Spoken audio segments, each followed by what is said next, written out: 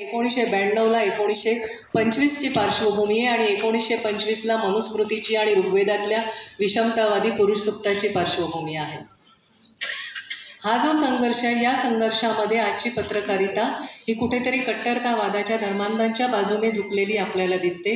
पत्रकारितेच्या माध्यमातून, समाज माध्यमांमधून एक विद्वेषाचं पीक पीक निघतंय असं आपल्याला दिसतं।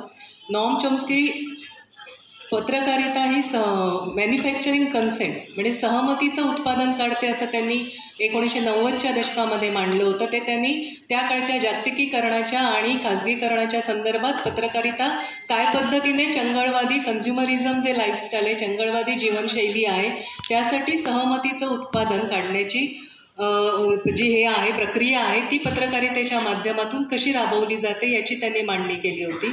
पण आता आपल्याकडे असं दिसतं की 2014 नंतर आपल्याकडे पत्रकारिता ही एक कुठेतरी कट्टरतावादाचं पीक काढते, कट्टरतावादासाठी सहमती तयार करते। त्या काळामध्ये पत्रकारितेचा हा पुरस्कार मिळणं ही एक खरं तर खूप मोठी जबाबदारीची बाब आहे असं मला वाटतं। आणि आजच्या या अशा विद्वेषाच्या काळात जेव्हा प्रामाणिकपणे काम करणाऱ्या पत्रकारांवरही सहजतेने देशद्रोहाचे गुन्हे दाखल होत आहेत, की या महाराष्ट्रामध्ये विचारवंतांच्या हत्या केल्या जात आहेत। आत्ताचं कुठे 20 वर्षानंतर 20मध्ये दाभोळकरांच्या ह्याला आत्ताचं आपल्याला दिसतोय की काही जणांना अटक झाली, पण त्यामागचे मूळ सूत्रधार आजही सापडलेले नाहीत किंवा